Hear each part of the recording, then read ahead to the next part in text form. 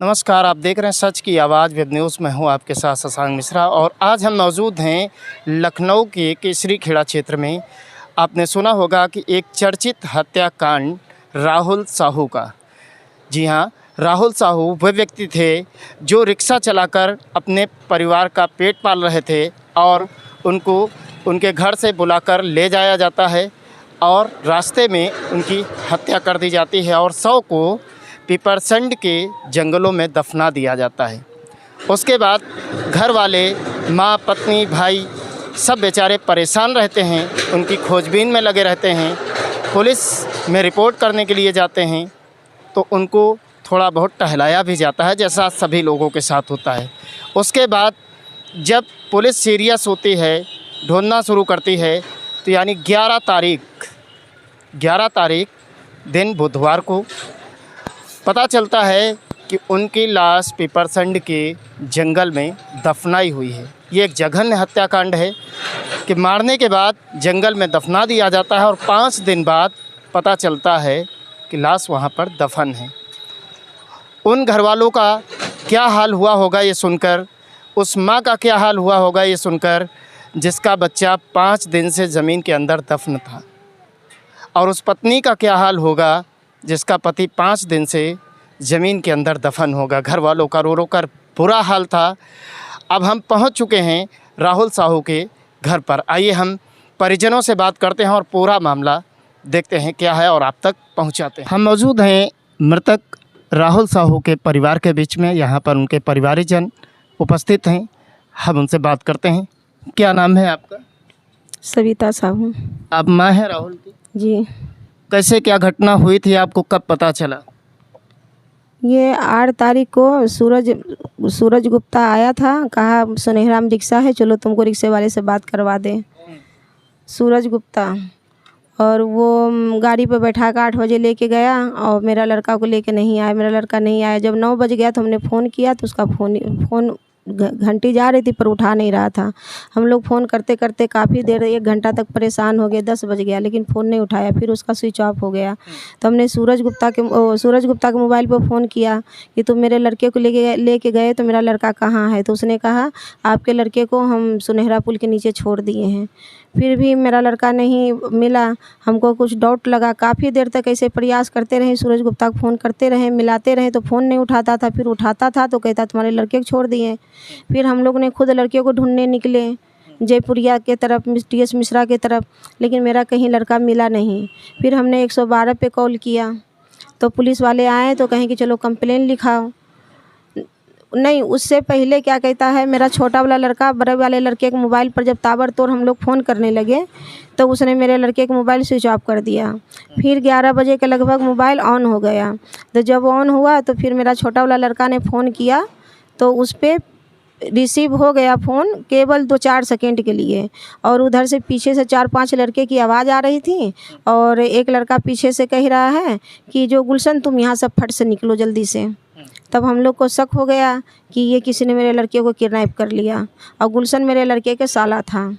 गुलशन साहू तो वो मेरे लड़के का साला था। तो हम लोगों ने 112 पे फ़ोन किया तो 112 पे पुलिस वाले आए तो कहने लगे चौकी पर जाकर कंप्लेन लिखाइए। चौकी पर गए, कंप्लेन लिखाएं और पुलिस वाले को चीख के चिल्ला के हम लोग कहते रहे कि मेरे लड़के किडनैप किया गया है और मेरा मदद करेंगे तो हो सकता है मेरा लड़का भी मिल जाए। लेकिन पुलिस वाले ने कहे कि जो इसकी गुमशुदगी का दे दो कंप्लेन लिख के, लेकिन उन लोगों ने कुछ किया नहीं। अगर शायद मेरे साथ में अगर रात में ही ढूंढना शुरू कर देते तो क्या पता, मेरा लड़का का मोबाइल भी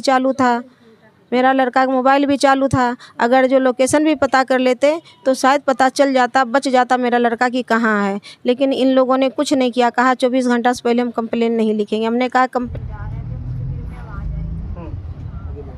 उसके बाद मतलब 1 घंटे तक से हमने फ़ोन नहीं किया। हमने सोचा 1 घंटा तो लग ही जाएगा, टाइम बाहर गए हैं तो हमने 1 घंटे तक से फ़ोन नहीं किया। फिर हम 9 बजे 10 बजे तक उनको फ़ोन करते रहे। उनका फ़ोन पूरा घंटी जा रही है और उनका फ़ोन मतलब कि उठ नहीं रहा है, और कभी कोई काट दे रहा था, कभी बिजी बता रहा था उनका फ़ोन। तो हम लोग 1 घंटे तक से परेशान रहे। हमने कहा चलो कोई बात नहीं, कुछ कर रहे होंगे, लेकिन वो ऐसा कभी करते नहीं है। इतने लापरवाह इंसान ही वो फ़ोन सबका उठाते हैं। हम लोग नहीं, फिर हम इतना मतलब थोड़ा टेंशन तो था ही, फिर हमें कहा चलो ठीक है उठा लेंगे। फिर 10 से उनका 11 फ़ोन स्विच ऑफ रहा। फिर हम लोग परेशान हो गए, उनका फ़ोन स्विच ऑफ क्यों है, ऐसे तो करते नहीं है। फिर वही जो मतलब कि 11:19 पे उनका फ़ोन उठा, वही जी मतलब कि पीछे से आवाज़ें आ रही थी, मतलब कुछ लोग बोल रहे थे और एक लड़के ने बोला कि गुलशन तुम यहाँ से हट जाओ। किसी प्रकार की उनकी किसी से कोई दुश्मनी, लड़ाई झगड़ा जी, कुछ? 2 तारीख को सूरज गुप्ता की बहन की शादी थी 2 तारीख को। तो 2 तारीख को वहाँ शादी में झगड़ा हुई थी गुलशन से। गुलशन ने ही झगड़ा करवाया था, तो काफ़ी लड़कों से आपस में झगड़ा हो गया था। मेरा लड़का फिर वहाँ से चला आया, कोई बात नहीं हुई।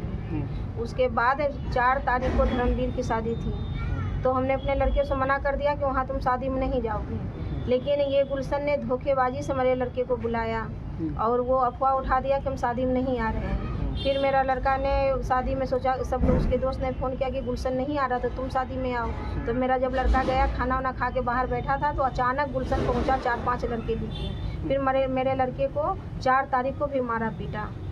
4 तारीख को मारा पीटा राहुल के साला गुलशन साहू, और मारा पीटा। उसके बाद क्या कहता है, लड़के ने मेरा कहा कि हमको मारा है, तो हमने कहा चलो कंप्लेन लिखाओ। तो हमने कहा कंप्लेन नहीं लिखाएंगे, हमने यही गलती कर दिया जो कंप्लेन नहीं लिखाए। हमने कहा कंप्लेन नहीं लिखाएंगे, पहले गुलशन साहू के घर पे जाकर उनके माँ बाप से एक बार हम बता देंगे कि अपने लड़के को कंट्रोल कर लो, दोबारा मेरे लड़के को न मारे। तो 5-6 बात करके 7 तारीख को गुलशन साहू के हमने घर पे गए, और कुछ हमारे जानने वाले थे, अब मेरा लड़का था, वो गए, उनको जाके बता के आए कि अब दोबारा लड़का तुम्हारा मारे पीटे ना। क्योंकि गुलशन साहू ने मेरे लड़के को कई बार मार चुका था, 3-4 बार मार चुका है। गिरफ्तार हुए हैं? कितने लोग गिरफ्तार हुए? गिरफ्तार 4 लोग हुए हैं। अच्छा, 4 लोग गिरफ्तार हुए हैं, जिसमें 2 को सूरज रावत और सूरज साहू को जेल भेज दिया गया है। सूरज गुप्ता और एक सूरज रावत, तो उनको तो जेल भेज दिया गया इन दोनों को।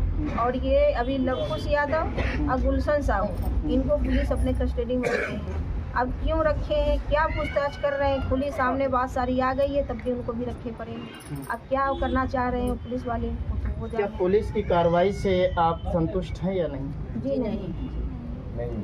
क्या सरकार से आप क्या इंसाफ की मांग करती हैं? आपके साथ क्या न्याय होना चाहिए? हमको खून के बदला खून चाहिए। जैसे मेरे पति को तड़पा के मारा गया, वो लोग भी तड़प के मारे।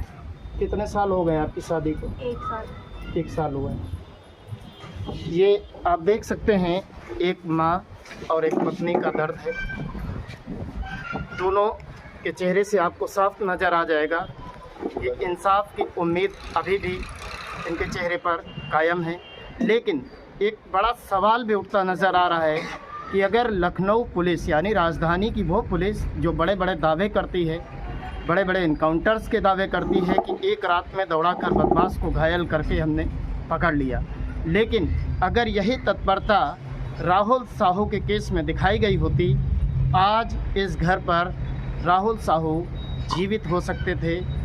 आज जो उनकी पत्नी महज 1 साल हुआ है शादी को, वो भी भरे पूरे परिवार के साथ होती। उनकी माँ की जो चीखती यादें हैं वो हंसी में बदल रही होती। लेकिन कहीं ना कहीं अगर देखा जाए तो लखनऊ पुलिस की ये लापरवाही रही है, जिसका नतीजा ये रहा कि जिस घर में शाम को बैठकर सब लोग साथ में खाते थे, हंसते थे, बोलते थे, वहाँ पर मातम पसरा हुआ है। लोगों के चेहरे से हंसी नाम की चीज़ गायब है और बोलने में भी तकलीफ़ हो रही है। और क्यों ना हो, एक माँ का कलेजा इतना कठोर नहीं हो सकता है कि उसका बच्चा चला जाए और वो बराबर बोलती रहे। लेकिन फिर भी जो अंदर इनके दर्द है उसको हमसे साझा किया, हमसे बताया। और उनकी जो पत्नी हैं, उनके अंदर अभी भी बिल्कुल एक जुनून है कि उनको न्याय चाहिए, खून के बदले खून चाहिए। लेकिन क्या उत्तर प्रदेश में जो बड़े बड़े दावे किए जाते हैं कि अपराध मुक्त उत्तर प्रदेश हो चुका है, लेकिन जहां पर मुख्यमंत्री सहित तमाम नेता मंत्री सब लखनऊ जैसे राजधानी में रहते हैं, वहां पर जब राजधानी नहीं सुरक्षित है तो पूरे उत्तर प्रदेश का क्या हाल होगा, ये अपने आप में एक सवाल है। और हम उत्तर प्रदेश के मुखिया योगी आदित्यनाथ जी से ये मांग करते हैं कि अगर आप बराबर कहते हैं कि उत्तर प्रदेश अपराध मुक्त हो चुका है, तो वास्तव में अपराध मुक्त होना चाहिए। पुलिस के पास अगर फरियादी कंप्लेन लेकर जाता है, अगर उस पर त्वरित कार्रवाई हो तो इस तरीके के अपराधों पर लगाम लगाया जा सकता है। किसी माँ का बेटा, किसी पत्नी का पति जीवित रह सकता है। ये कोई नियम नहीं है कि आप जब व्यक्ति मृत हो जाए उसके बाद आप उसकी खोजबीन शुरू करें। अगर जीवित रहते तत्काल राहुल साहू की खोजबीन शुरू की गई होती तो राहुल साहू आज अपने पूरे परिवार के साथ जीवित हो सकते थे। लेकिन कहीं ना कहीं ये लखनऊ पुलिस की लापरवाही रही। सरकार को इस तरीके की घटनाओं पर संज्ञान लेना चाहिए और लोगों के अंदर जो जीरो टॉलरेंस की बात डाली जा रही है उस पर लोगों का भरोसा कायम रखने के लिए सरकार को कड़े कदम उठाने चाहिए। कैमरामैन राजन के साथ मैं शशांक मिश्रा, सच की आवाज़, वेब न्यूज़।